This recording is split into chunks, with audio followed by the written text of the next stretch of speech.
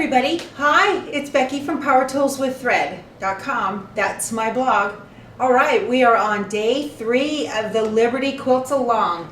If you are just joining us, this is the Liberty pattern from Villa Rosa Designs. We are getting ready to make this gorgeous quilt for hanging out on Memorial Day and all through the summer. I will link to all of the videos in this series below in the description box, in every single one of the description boxes, and you'll be able to see what we did. This is really for beginner quilters, and if you are new to learning how to do points, and this is essentially what we would call a square in a square, and how to make that, I go through all of the steps to show you how to do that. There is no sign up for this, and you just follow along at your leisure. There are also quilt shops listed in the description box who have kits for this quilt if you would like to make it yourself. Okay, so today we are laying out all of the sewn squareness squares, and then we have 6 plain white squares, and you're going to lay everything out according to the diagram on the pattern.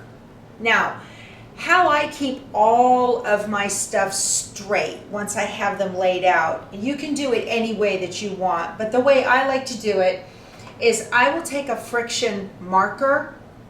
A friction marker writes on fabric a lot easier than a friction pen, I have found. And what I did was, this is row 1 for me at the top, row 2, row 3, row 4, row 5. So on row 1, on the back, in one of the blue pieces, I'm going to put 1-1. That is row 1, square 1 right there. And then on this one, I wrote 1-2 in the blue. And here I will write 1-3. If you find it difficult to make a 2 or make a 3 with your marker, then you might try Roman numerals. I used to do that before friction markers, before I discovered these. I used to do it with friction pens, and I would write Roman numerals because they're easier to make just straight lines. I recommend not writing on the white if you can avoid it, because you don't know if it will ghost or not when you get finished with this. Although I hear ghosting comes out with some water, but you can try. Better safe than sorry. If it's going to ghost, you won't see it through the blue. I have found these markers pretty much come off, not so much so with the friction pens. I go through every one of my pieces and I mark the row dash position on each one of them, because these, especially on this pattern right here, so that you actually get them where they're supposed to be, so that you've got the center star block and the points are on each side of it. And you can see, here's one, here's one, here's one, here's one. Now I'm gonna show you how I put my squares together. So we have 1-1 and 1-2, and we need to get them together so that the points match exactly and you get a nice crisp point there. You don't want to sew over the point if possible, and you don't want to leave a space between the points if possible. So I'm going to show you a way that I do it to line them up, and you can give that a try and see if that works for you. I'm going to have 1-1 on the bottom, 1-2 on top of it, 1-3 on the bottom, 1-4 on top of it, 1-5 on the bottom, 1-6 on top of it, so that the even number square is always on top. That will keep me straight. Then we have 1-7 right here. I'm going to take my pin cushion and I'm going to pin these together. So we're going to take these over to the machine and I'm going to show you how I line them up. It is really important too that you keep these straight. You need to make sure, whichever way you do this, when you've got 2 on top of 1 face down, they're face to face, you know you're going to stitch over here on this right side. If you accidentally get it turned around, upside down and you stitch on this side, your block's going to be backwards. So that's another reason that I like to number my blocks, so that when I'm looking at them at the sewing machine, if I'm looking at it upside down, I know it's backwards. And it's real important to do that, especially on this one. This one can be tricky and it'll be really easy to get turned around. So that's just the easiest way for me to do that. So let's go to the machine. Okay, so here I have 1, 1 and 1, 2, and I'm going to sew on this side right here. What I like to do is to take, you can do a friction pen or a friction marker. I'll just do my pen. I'm gonna use a color that you can see. And right where these intersect, right here. Let me see, I've got a little string right there. Right where they intersect, crisscross, there is an X of stitching right there. I'm going to put my ruler, I do this on every intersection, you guys.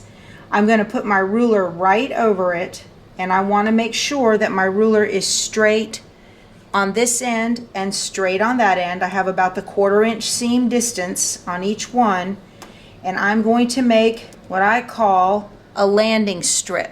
And on that landing strip, I'm going to bring my needle and I'm going to aim right for this, and I'm going to hit that intersection, and then I'm going to keep going after it. Even if you don't have perfectly matching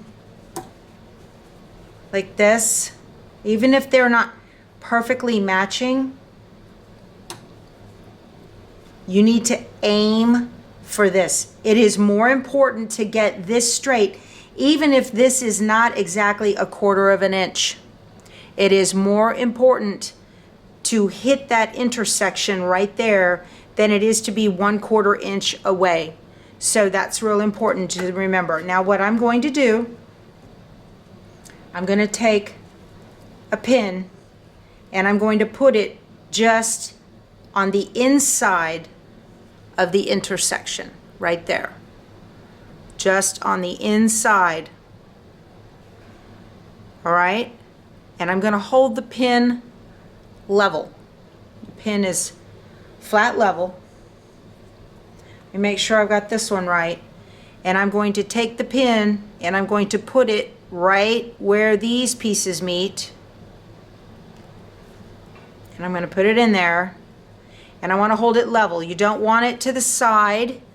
You don't want it up and down. You want it exactly level to match those up. And now level out your pieces. Once you have that, you need to take and match these corners and take a pin. This one's going to take some time, you guys. And then see how these are not matching right here? I don't care. I'm going to go ahead and take and make them match. Now you need to be the boss of the fabric, okay? I'm going to make them match. See that? Can you see how I've got gaps? Okay, there's a gap right here and right here. And this is where you need to learn to use your feed dogs. There's a saying in the quilt world, bigger on bottom. So the bigger piece with the gaps is going to go on the bottom. And you need to use your feed dogs and allow the feed dogs to ease in this excess fabric right here. So now that you have this, you've got this level, this pin right here is leveled, and you have matched up those points. You want to take another pin and you're going to start, let me get up real close so you can see. You're going to go in one side of that seam line right there and out the other. And you're going to anchor that right there. And then you're going to take another pin and you're going to go in this seam line. I usually just do one. I'm just doing two so you guys can feel better about it. And out the other, and then you can pull that center pin.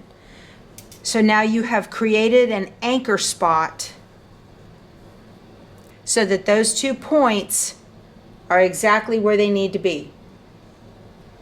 Okay, let's give it a shot and see how we did.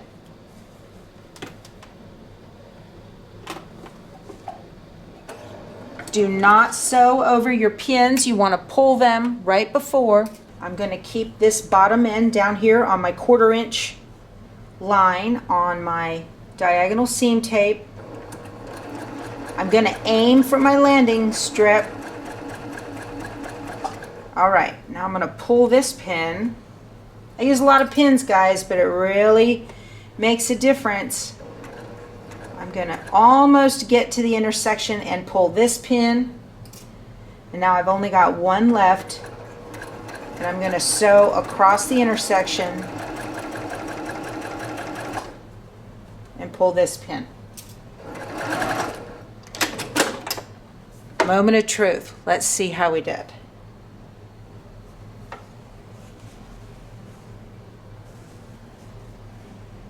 It's perfect. See that? That's how you do that. That's exactly how you do that. Now you can press your seams open on these particular intersections if you want. You guys, look how perfect that is. Because you're going to have a lot of bulk right here, and it might not be a bad idea to press your seams open. That'll just make your life a lot easier. This might be hard to tell because there's a little bit of a blue star right there from the pattern here, but you guys, between this tip of this blue, this royal blue right here, and that white is perfect. The intersection could not be any better. I'm very, very pleased with that. So take your time, get everything right with your pinning, create your landing zone, your landing strip before and after, and then anchor your ends, both ends, pin both ends, and then anchor the crisscross right on your landing strip. Let's do another one. Right on the intersection, I'm making sure that my landing strip, the ends of the ruler are equal distance away from the edge. That's important, okay? I'm going to take my pin. I'm going to go in on the inside of the X stitching line. I'm going to, right here, put it right there on that intersection. If you can do this without all these pins, God love you, because if I try it, it's a hot mess. I'm going to match these corners. I just unthreaded my needle, which always makes my day. And now I'm going outside the intersection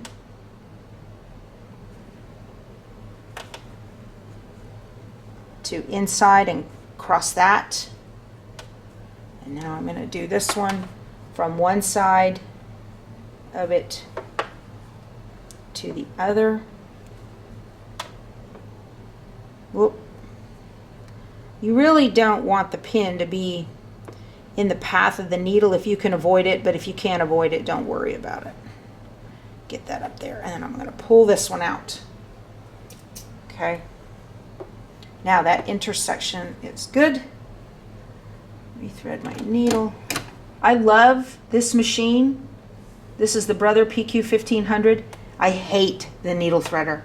I hate it. It's horrible.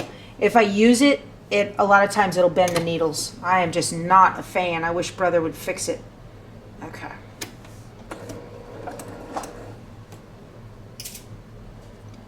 Aiming for my landing zone, keeping my square on my 1/4 inch line down here. When you use this diagonal seam tape, what it does is it prevents you from doing this as it's going under the needle, and you will find your seams so much straighter. I'm going to aim for my landing strip right there. I'm going to pull this one.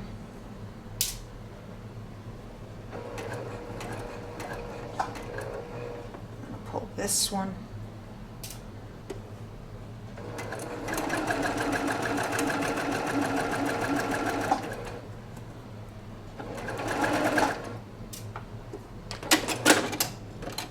And Perfecto. See that? Take the extra time, you guys. You will be so much more happy with your quilt piecing if you take the time to make all that stick with pins using the landing strip method and the crisscross where those meet. It prevents everything from shifting. There, I just finger pressed it. Look at that. Doesn't get any better than that. Okay, I'm going to keep sewing. I am getting ready to start on the second row. And so on the second row, if I were to go ahead and sew, because the block number 2 is a plain white, well, if you can see through it, then that's real good. But what I'm going to do is sew it from the other side. And that way I can make sure that you don't have to go do all of the anchoring of the crisscross and all that. But I'm going to go ahead and give myself a landing strip. And this way I can make sure that I hit that intersection right there.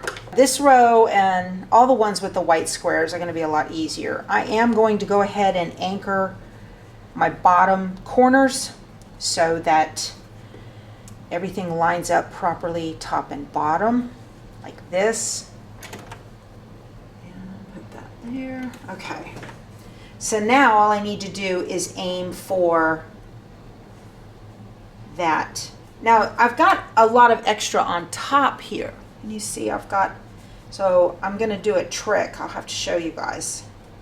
So what I'm going to do, I've got plenty, everything works out evenly right here. So I'm going to sew to just a couple of stitches past the intersection.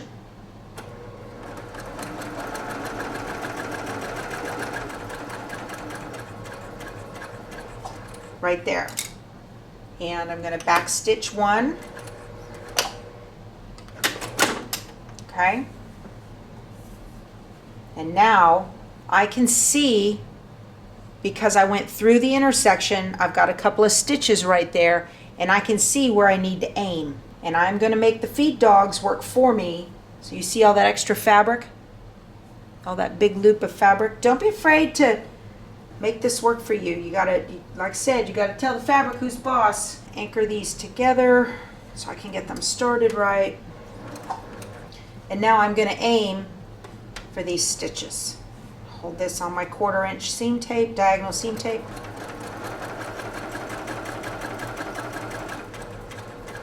When you do this, go on top of your stitches and come out the other side into the seam allowance, just a couple. And that's it.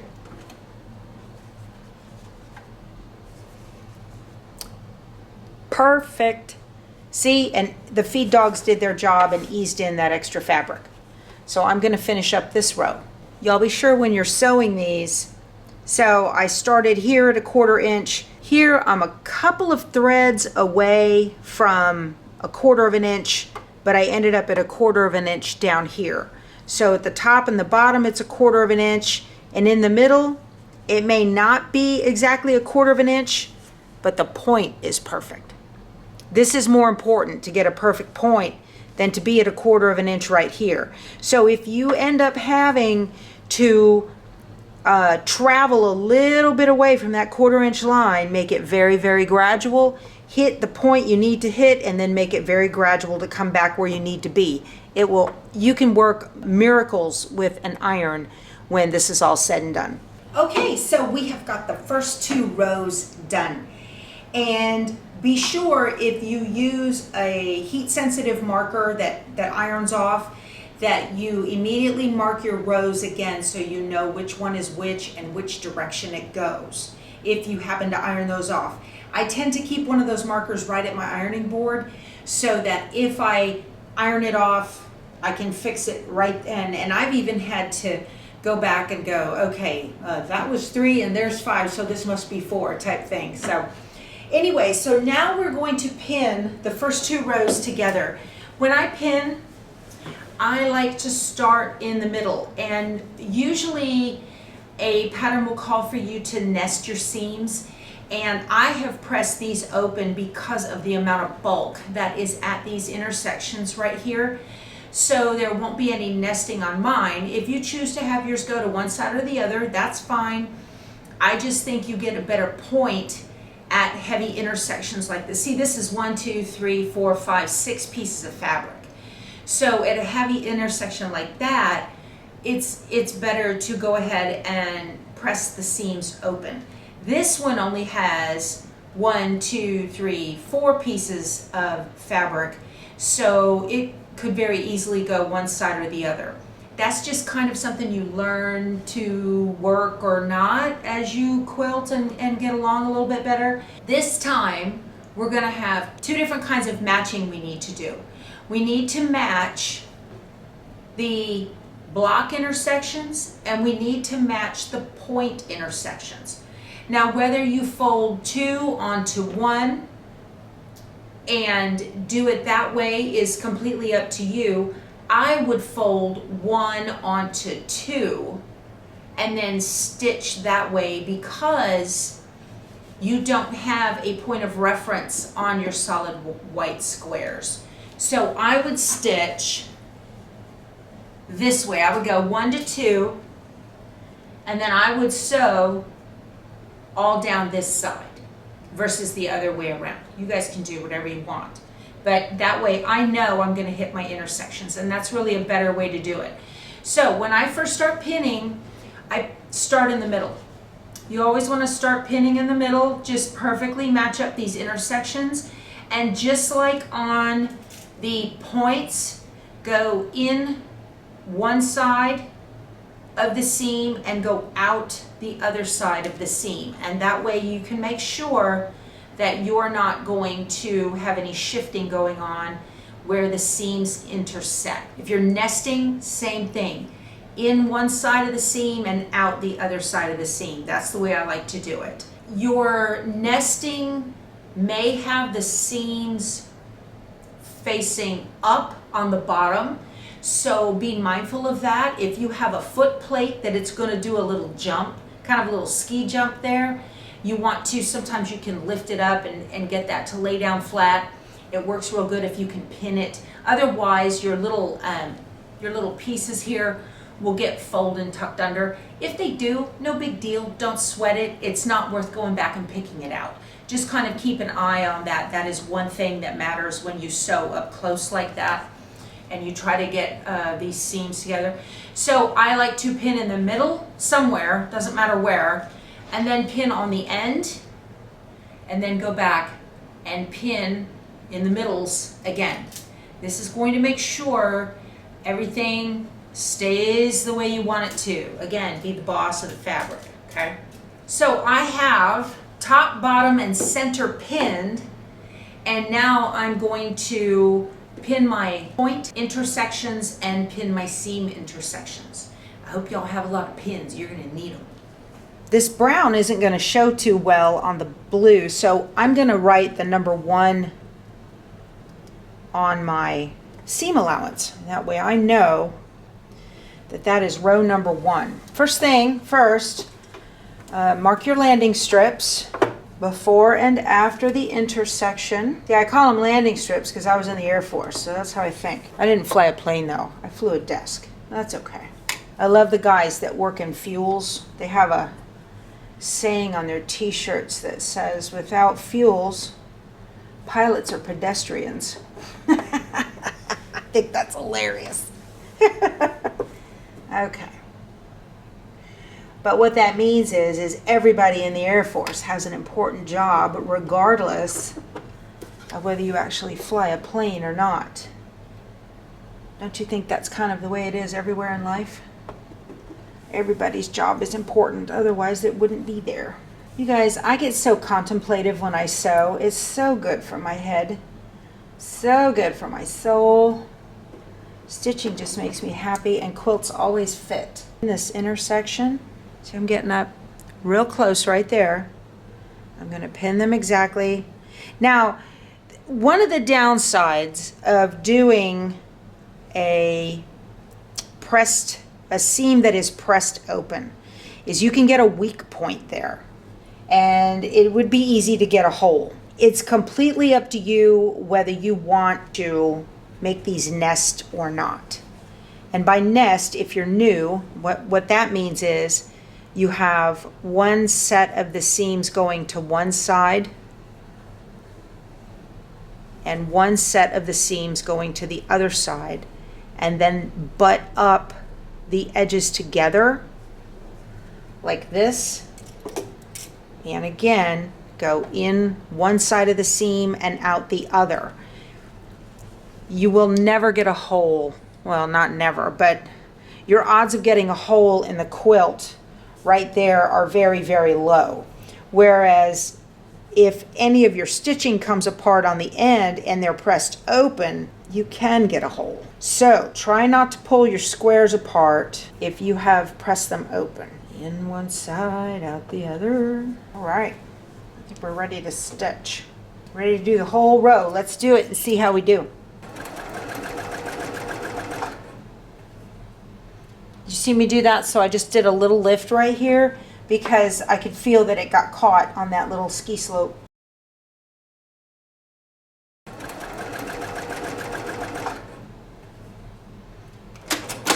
All right, let's see how we did. Drum roll. Yep.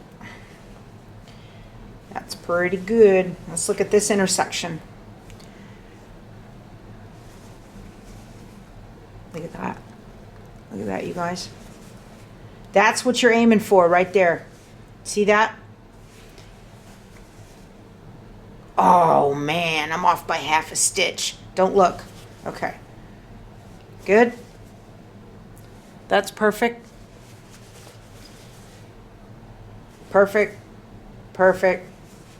Perfect. I got a half stitch off down here, and I have decided that that is not going to bother me. If this was a show quilt, which I don't do, I'd take it out and redo it. But for Becky, for this, nobody's going to see it from the street, so I'm good. Time to go press it. Now this, I will press my seam all one way on this particular one. All right, so I got the first 2 rows done, and I've got 3 to go. Here is how it all turned out. I'm very, very happy with this. Look at that. You don't want to tip your points, and you don't want to be more than really a stitch away from the points. Oh, I got a blue thread. Lots of blue threads. Okay, so while I use starch at the beginning to give the fabric some body, to get it all to lay nice and flat like this, I'm using Mary Ellen's Best Press. This has fabric relaxers in it with a tiny bit of starch. So what it does is it just relaxes all of these intersections so they lay nice and flat together. All right, you guys, your homework tonight is to finish up the field of blue and get your stars all done. And we will see you back here tomorrow when we start on the stripes, okay? I hope you enjoyed this. If you are having a good time with me, please subscribe, hit that little bell, and we can visit more often, okay? We'll talk to you soon. Go sew something. Bye.